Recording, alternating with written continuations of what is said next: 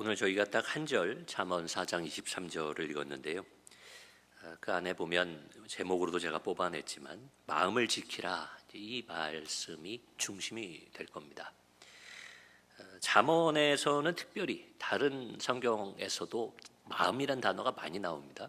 근데 잠언에 특별히 이 마음이라는 단어가 많이 나와요. 요즘은 좋아져서 이 컴퓨터로 보는, 온라인으로 보는 성경을 보면 단어를 검색하면 그게 성경 어느 구절에 나오는지 찾아주는데, 저도 이 본문을 준비하면서 한번 거기다가 마음을 검색해 보니까 정말 잠언에 이 단어가 많이 나오더라고요. 상대적으로 그 성경책의 그 길이에 비해서 이 마음이라는 단어가 정말 많이 나옵니다. 물론 성경에서 이제 마음이 사용될 때 보면 여러 가지 의미로 사용되죠. 그 중에서 좀 특이할 만한 것은 신약으로 넘어오면 인간의 마음에 대해서 얘기할 때 좀 좋은 얘기를 안 할 때가 많아요. 사람의 마음으로부터는 나쁜 것이 나오고 나쁜 걸 도모하고, 대조하는 것은 하나님의 생각은 다르다, 하나님의 인도하심은 다르다. 인간의 마음, 특히나 여러분, 우리는 이 마음이라는 말 가운데에 서양에서는 그걸 이제 생각이라고 할 만한 것, 그것도 우리가 마음으로 얘기할 때가 좀 있어요. 어느 쪽이 옳다가 아니라 좀 동서양의 문화적 차이겠죠. 사실 이 마음이라는 것에는 두 가지 의미가 들어갑니다. 하나는 정말 감정적인 거, 그런 게 들어가고, 또 하나는 이성적인 생각도 들어가죠. 신약에 와서는 그 인간의 마음이라는 것은 선한 것이 없다, 악한 것들이 많이 나온다, 이렇게 봅니다. 근데 구약은, 이건 저의 해석이지만 아무래도 율법주의적인 관점이 좀 강하다 보니까 인간이 뭔가 할 수 있다라는 생각이 조금 더 강한 것 같아요. 어느 한쪽이 무조건 옳다는 건 아닙니다. 균형이 잘 잡혀야죠. 인간의 책임과 하나님의 은혜에 대한 인간의 반응도 중요한 거기 때문에 너무 모든 것이 은혜입니다라는 우리 종교개혁적 신앙에 비추어서 나는 아무 책임 없이 마음대로 살아가는 것도 좀 문제가 될 겁니다. 그러나 좀 나누자면 구약은 조금 더 인간의 의지나 인간의 노력을 강조하고 있고, 신약으로 와서는 우리는 좀 무기력하고 무능하고 악한 존재로 더 강조가 되고 있다는 겁니다. 그 둘 사이를 잘 균형을 잡아야 건강한 신앙인이라고도 할 수 있겠죠.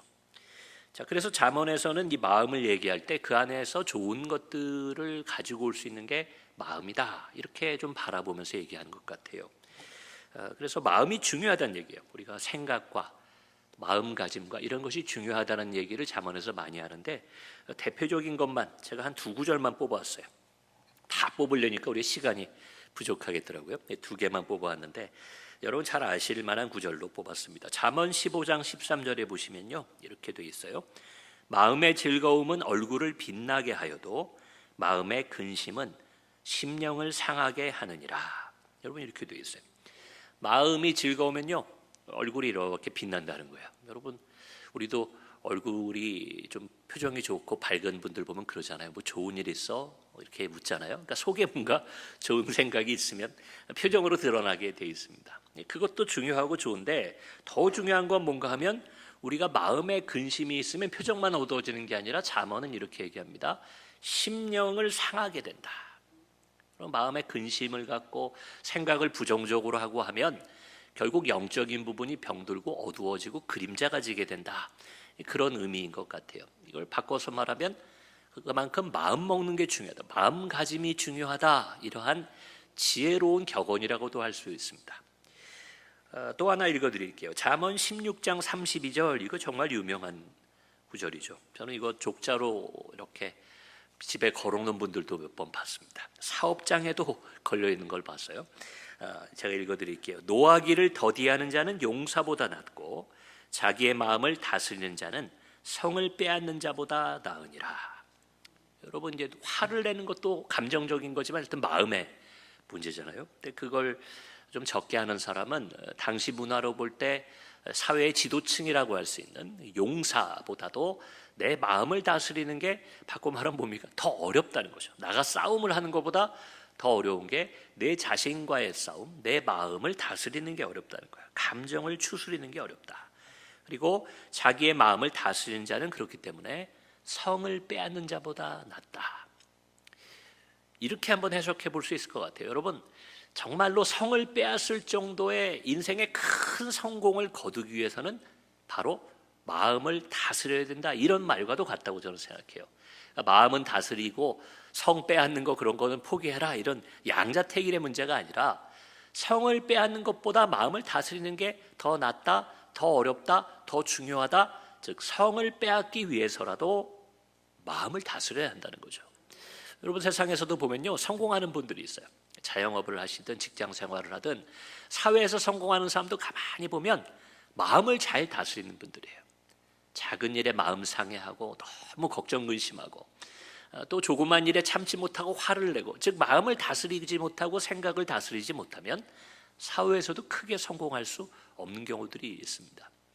인류의 역사를 봐도 좋은 재능을 타고났지만 그 자신의 마음과 감정과 그 속의 생각들을 바르게 하지 못해서 오히려 잘못된 결말로 갔던 사람들을 우리가 보게 되죠. 이처럼 마음가짐, 마음 생각을 다스리는 것이 중요하다, 이렇게 잠언은 우리에게 가르쳐주고 있다는 겁니다. 왜냐하면 잠언은 전도서와 함께 묶어서 우리 솔로몬의 지혜서라고 얘기를 하잖아요. 그러니까 인간이 이 땅을 살 때 어떻게 사는 게 좋으냐? 마음을 다스리십시오. 생각을 바르게, 건강하게, 건전하게, 긍정적으로 하십시오. 이런 뜻도 담겨 있는 것이 분명할 겁니다. 즉 뭐 내적 수련이라든지 수양을 쌓는 그런 내용의 격언도 잠언에서 이 마음이란 단어를 통해서 우리에게 전해주고 있는 것도 맞습니다. 그러나 오늘 저희가 읽은 이 4장 23절의 말씀은 그렇게 윤리적인 것 혹은 자기 수양적인 의미로만 읽으면 저는 한 반쪽, 아니 반도 안 되게 이 본문을 읽었다, 이렇게 생각이 들어요. 조금 더 큰 의미, 조금 더 깊은 의미가 저는 그 안에 있다고 봅니다. 첫 번째로는 그 앞에 구절들을 보면 그렇게 되어 있어요. 저희는 23절 한 절을 읽었지만 20절에서 21절에 보면 솔로몬이 이렇게 얘기합니다. 제가 읽어드리겠습니다. 내 아들아, 내 말에 주의하며 내가 말하는 것에 내 귀를 기울이라. 그것을 내 눈에서 떠나게 하지 말며 내 마음속에 지키라. 여러분, 이렇게 되어 있어요. 물론 솔로몬이 내 아들아라고 말했으니 자신의 자녀를 향한 걸 수도 있고, 당시의 젊은이들에게, 여러분 잠언은 젊은이들이 읽기에 좋고 전도서는 중장년이 돼서 읽는 게 좋다, 이런 얘기 들어보셨죠? 젊은이들에게 어떤 하나님을 경외하는 삶에 따라오는 인생의 이점이 무엇인지를 가르쳐주는 게 잠언입니다. 그러니 그 당시의 젊은이들을 향해서 솔로몬이 이 말을 했다. 솔로몬의 말이기도 하지만 결국 이 말은 누구의 말인가 하면 하나님의 뜻, 하나님의 말씀을 잘 듣고 눈앞에 두라는 그런 이야기로 받아들여야 됩니다. 저는 이걸 읽으면 모세와 여호수아도 생각나요. 하나님께서 내 말씀을, 내 이야기를, 내 계명을 네가 잘 지키고 그것을 따라서 좌로나 우로나 치우치지 말고 담대히 나아가면 내가 너와 함께 하겠다, 하나님 약속해 주셨잖아요. 마치 그것처럼 그것을 내 눈에서 떠나게 하지 말며 내 마음속에 지키라. 이건 솔로몬의 말이라기보다는 솔로몬이 하나님으로부터 받은 그 지혜와 함께 받은 하나님의 말씀과 뜻을 지키고 그것을 잘 따르라라는 의미로 봐야 될 겁니다. 그래서 여기서 말하는 내 마음을 지키라는 것은 단순히 자신의 신념이나 가치관을 끝까지 지켜내라. 여러분, 이게 잘못되면 고집이라고 우리가 얘기하잖아요.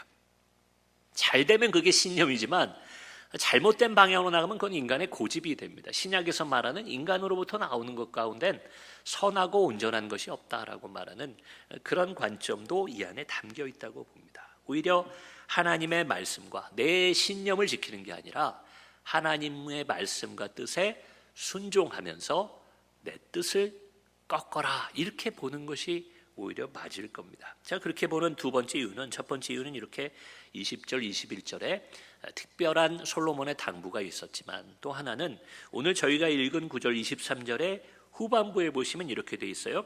내 마음을 지키라 하고 이야기한 다음에 생명의 근원이 이에서 남이니라. 여러분, 성경은 얘기합니다. 인간으로부터는 선한 게 나올 수 없어요. 아담의 원죄 때문에 우리가 그렇게 됐잖아요. 인간은요, 우리 안에서 스스로 구원할 수 있는 생명의 근원이 나올 수가 없는 게 우리의 마음과 우리의 생각입니다. 즉 생명의 근원이 이에서 난다. 우리가 마음을 지키면 그로 인해서 생명의 근원이 나온다. 즉 구원을 받고 하나님의 영원한 생명을 얻는 길이 열린다는 건 그때의 이 마음은 내 생각, 내 마음, 내 뜻이 아니라는 것을 우리가 알아야 된다는 겁니다. 신약적으로 얘기한다면 성령의 생각이죠.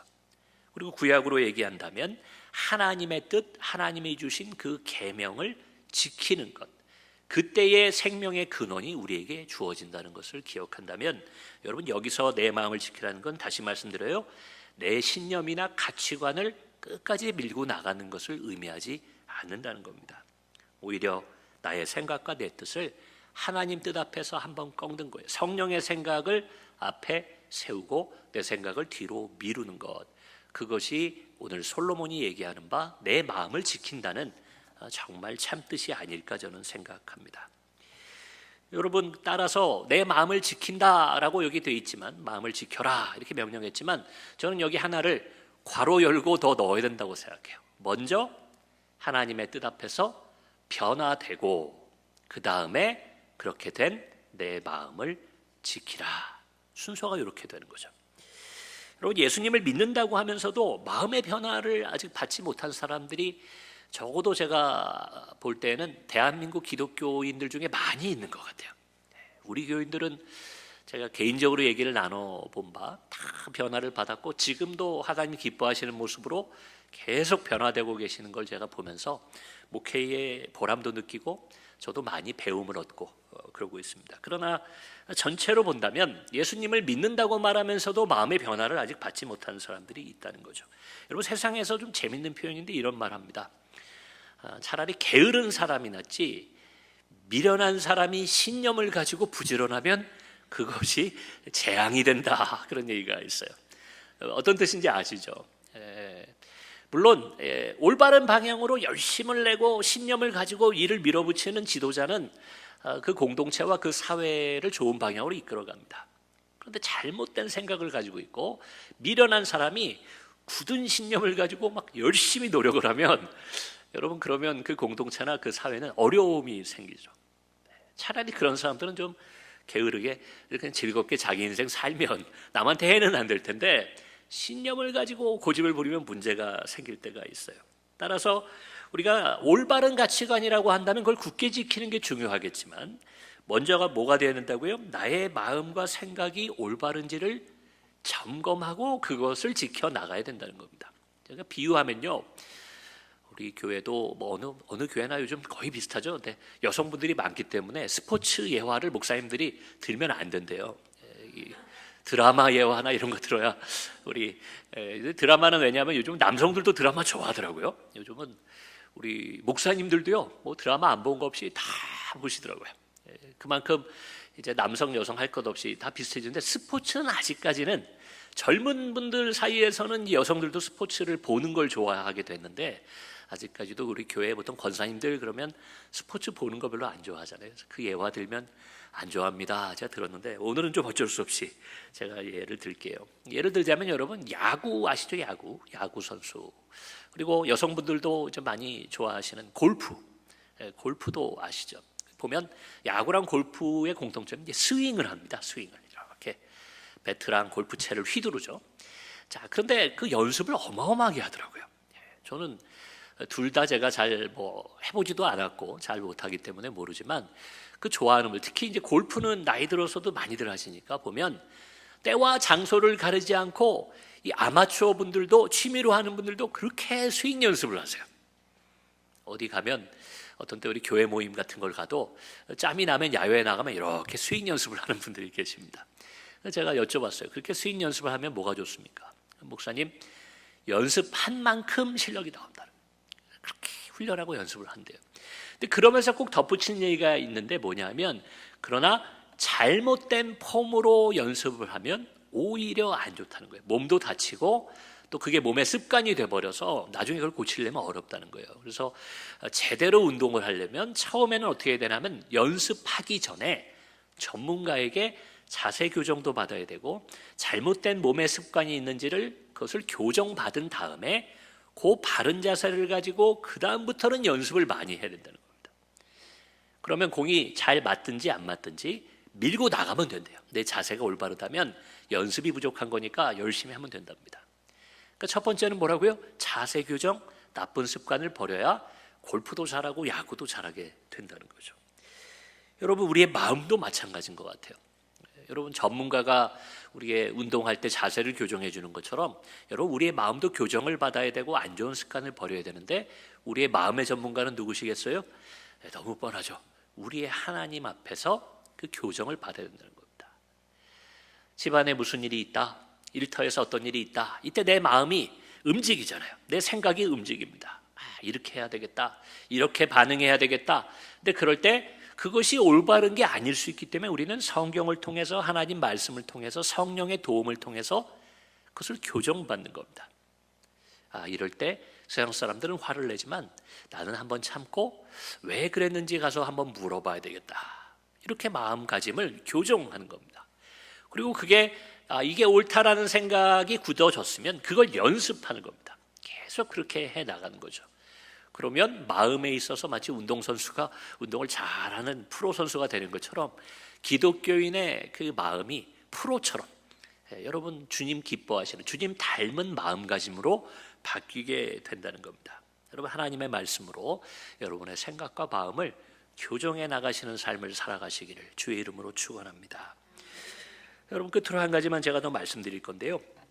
그 교정을 받는 방법 가운데 가장 좋은 것이, 물론 성경은 읽어야 됩니다. 목사님의 말씀을 통해서도 우리가 성경 말씀을 깨닫지만, 제가 우리 교회에서 늘 강조하는 거, 그리고 한국 교회에서 좀 결여되어 있다고 생각하는 거, 저는 저희 교인들에게 그래서 성경 읽기를 늘 말씀드리잖아요. 제가 가르쳐드리는 성경 공부도 우리가 시간이 되고 기회가 되면 갖겠지만, 그거보다 더 중요한 게 여러분이 직접 하나님 말씀을 읽는 거예요.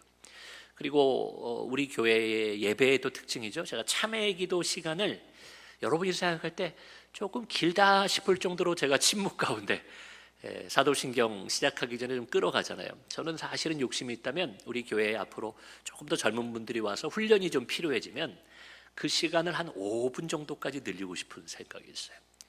그리고 특별한 때에는 그걸 한 10분 정도까지 늘리고, 대신 이제 제 설교를 더 줄이고, 그 시간은 뭔가 하면 우리가 참회 기도라고 말하지만 침묵 가운데 우리가 하나님의 뜻 앞에 내 마음을 비춰보는 시간입니다. 그러면 예배드리러 왔기 때문에 순서만 쭉 따라가다 보면요, 찬송 부르고 말씀 듣고 통성 기도하고 했기 때문에 예배를 잘 드린 것 같지만, 하나님 앞에 내 마음을 비춰볼 시간이 우리 일상 속에서도 별로 없거든요. 근데 한 1분 30초에서 한 길 때는 제가 한 2분까지도 끄는데요, 그 시간에 가만히 침묵 가운데 내 삶을 돌아보면 하나님 앞에 부끄럽거나 또 하나님 앞에서 내가 좀 교정해야 될 생각들을 떠올리게 해 주시더라고요. 이게 원래 기독교 전통 가운데 있는 기도법입니다. 1시간 동안도 그렇게 침묵 가운데 기도하는 경우가 있어요. 그리고 말씀을 읽고, 이 두 가지가 다 뭐에 중요한 건가 하면 우리가 듣는 예배를 드리는 겁니다. 침묵 가운데 기도하고, 그리고 성경을 읽는 것. 내가 말하고 목사님이 말하고 이런 예배만이 있는 게 아니에요. 찬송 부르는 것도 좋지만 때로는 듣는 것을 통해 우리의 마음을 들여다보죠. 그래서 기도 시간이 중요한 건, 여러분, 기도를 통해 내가 내 필요를 하나님께도 구하지만 동시에 하나님의 음성을 듣는 것이 기도입니다. 그런데 제가 너무 오늘은 좀 비판적인 얘기를 많이 드려 죄송한데, 한국 교회의 기도법 가운데 좀 잘못된 게, 우리의 기도를 가만히 들여다보면 나는 그대로 있고 타인이 변하기를 바라거나 내 주변의 상황이 변화되기를 원하는 기도가 99.9%라는 거예요. 대부분 그렇게 기도합니다. 여러분, 그건 어떤 면에서는 맞아요. 우리가 상황의 변화나 타인의 변화를 경험하면서 신앙의 동기부여가 될 때가 있습니다. 내가 몸이 아팠는데 병이 나았다든지, 우리 가정에 어려운 문제가 있었는데 갑자기 아버지 어머니가 달라지시면서 내가 하나님이 우리 가정을 변화시켜 주셨구나, 타인의 변화, 내 상황의 변화, 이런 것을 통해 예수를 잘 믿게 되는 동기부여는 됩니다. 그거 좋아요. 자, 그러나 신앙의 열매라고 할 수 있는 첫 번째 열매는 언제나 어디로 와야 되냐면, 성경을 보면 다 그렇게 되어 있습니다. 내가 변화되는 게 신앙생활의 첫 열매가 된다는 겁니다. 성경도 가만히 분석적으로 읽어보면 결국은 우리 자신을 향한 말씀들이 많지, 남에 대해 이러쿵저러쿵 또 내가 처해 있는 상황이나 조건에 대한 이야기들은 그렇게 많이 나와 있지 않아요. 그러한 상황마저도 외부 상황에 대한 거나 타인에 대한 것도 결국은 나를 변화시키기 위해서 하나님께서 허락하는 일들인 경우가 많습니다. 그러면요, 여러분, 우리 신앙생활의 많은 부분에서 답을 얻게 돼요. 제가 우리 기도원 목사이기도 하니까요. 그래서 기도할 때 저도 그런 질문을 갖던 시절이 있었어요. 왜 하나님 어떤 사람은 기도하고 병이 낫는데 어떤 사람은 병이 낫지 않습니까? 같은 신앙생활하는 사람인데 누구는 병이 났어요. 누구는 건강 때문에 어려움을 겪는 거예요. 왜 그럴까? 근데 제가 어느 날 그 개개인에게는 이렇게 말씀드리면 서운할 수 있겠지만, 그러나 제가 하나님 말씀 앞에 그러한 상황들을 비춰보는데, 예전엔 이걸 오해해가지고 뭐 누군 기도가 부족해서 안 났다 뭐 이렇게 생각하는 분들도 있었죠. 그 말도 안 되는 얘기입니다. 우리 하나님께서 그랬으면 율법을 지키라고 그러셨겠죠. 그건 아니고 아닌 것 같고, 제가 내린 답은, 제가 얻은 응답은 뭐였냐면, 그럼에도 불구하고 병이 나은 분은 나아서 그분의 영성이 변화되더라고요. 하나님을 믿게 됐어요.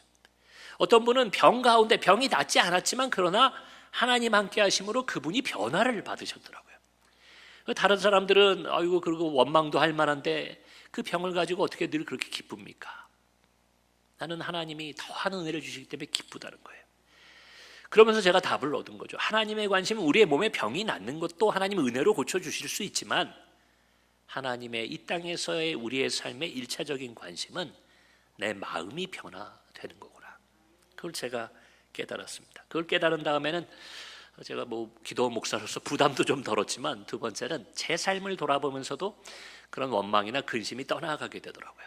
계속 제 마음만 들여다보는 거예요. 안 좋은 일이 생겼을 때 이거 왜 이러나가 아니라, 이럴 때 내가 어떻게 반응해야 되나, 이럴 때 내 마음을 오히려 어떻게 가져가야 되나, 그걸 관심을 갖게 되니까 외적인 문제가 제 평안을 흔들거나 저를 힘들게 하거나 화를 나게 하지 못하게 되는, 감히 말씀드리면 경지까지 오르게 되더라고요. 저도 아직 나약하기 때문에 순간순간 뭐 마음이 흔들릴 때는 있지만, 그러나 하나님의 관심이 우리 마음에 있다는 것을 알게 된 다음에는 그런 부분들에 흔들리지 않으려고, 또 안을 수 있는 능력을 제가 갖게 되었습니다. 다시 말씀드리지만 신앙의 첫 열매는 나의 마음과 생각의 변화가 되어야 됩니다. 여러분, 그렇게 하나님의 뜻대로 살기로 마음 먹고 하나님 중심으로 내 생각이 변화된 다음에야 오늘 얘기한 것처럼 내 마음을 지켜야 된다는 거예요. 여러분, 우리 기독교인들이 너무 세상에서 볼 때는 고집이 강하다고 그래요. 우리 뭐 포기 안 하자. 신앙이라고 생각하면 특히나 포기를 안 합니다. 그러나 그 신앙이라고 얘기하고 내가 타협할 수 없다고 얘기하는 것이 진정한 하나님의 뜻인가를 먼저 우리가 들여다봐야 돼요. 어떤 때는 가족 가운데 내가 아버지의 입장에 있고 어머니의 입장에 있으니까, 그리고 내가 교회 저도 그런 유혹에 빠질 때가 있어요. 야, 아빠가 목사인데 너희가 아빠 말을 들어야지. 제 아내한테도 목회자가 이렇게 생각하는데 당신이 내 뜻을 따라야지. 그러면서도 스스로 생각해 보면 이게 내 생각이지 이게 하나님의 뜻이었겠는가 부끄러워지는 과거들이 있습니다. 여러분, 내 마음과 생각을 지켜나가는 것, 그러나 그 이전에 내 마음과 생각이 하나님 앞에 올바르게 되어 있는지를 기도를 통해 변화받고 고쳐나가는 것, 그것이 신앙생활인 것을 기억하시기를 부탁드립니다. 하나님의 말씀 혹은 예수 그리스도의 가르침, 성령의 역사하심, 어떤 표현이든 좋습니다. 여러분, 그러한 경험과 체험을 통해 마음의 변화를 늘 받으시는 저와 여러분이 되면 좋겠습니다. 그리고 그렇게 주님 닮은 마음이 되셨을 때 세상의 유혹과 또 여러 위험이 또 있겠죠. 유혹만 있는 게 아닙니다. 위협도 있어요. 그런 것 가운데에 우리가 올바른 하나님의 뜻을 내 마음에 붙잡고 가지고 있다면 그것을 지키고 때로는 밀고 나가며 이 땅에 하나님의 뜻을 이루어 나가는 저와 여러분의 복된 삶이 되기를 주의 이름으로 축원합니다.